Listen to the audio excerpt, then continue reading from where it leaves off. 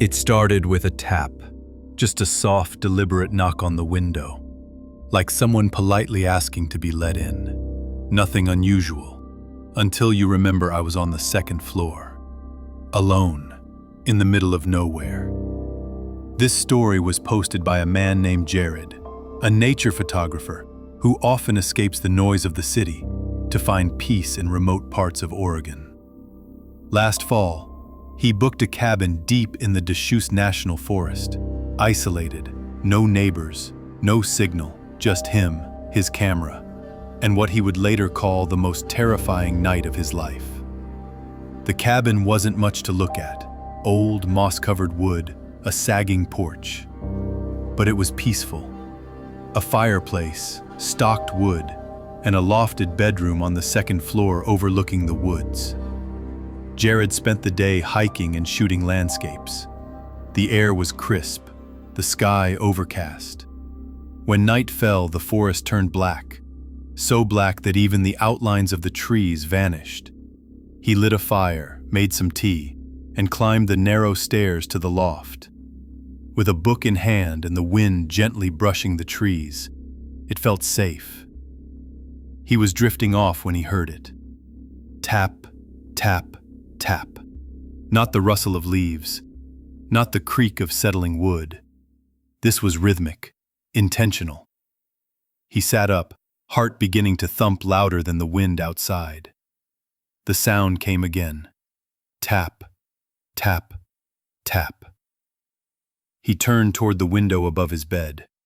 Nothing, just blackness. No porch roof, no ledge, just a clean two-story drop below.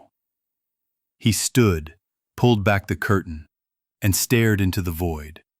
Nothing stared back. Jared told himself it was a branch, a bird, maybe even the wind slapping something loose. He laid back down, trying to rationalize the unnatural pattern.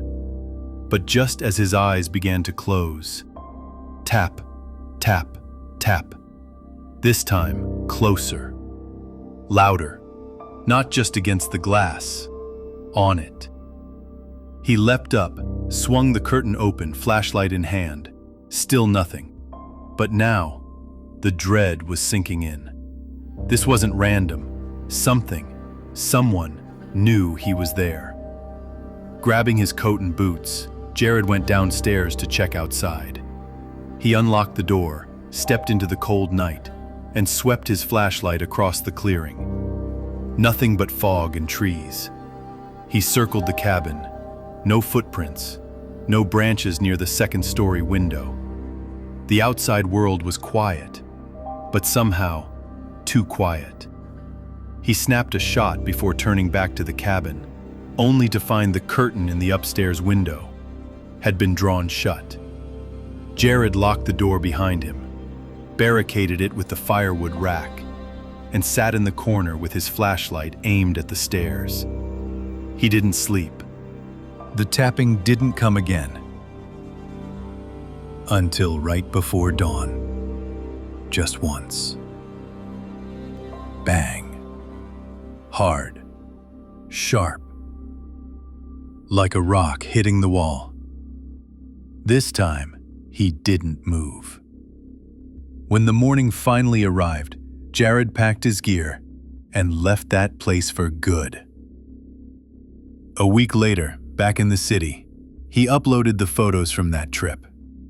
In one of the nighttime shots, he saw something he hadn't noticed before. A pale face. At the tree line. Watching. Smiling. Some places aren't meant to be visited alone. Especially when something or someone never left.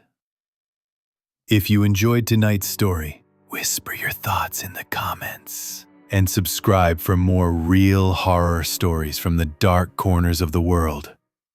Until next time, stay quiet and don't answer the tapping.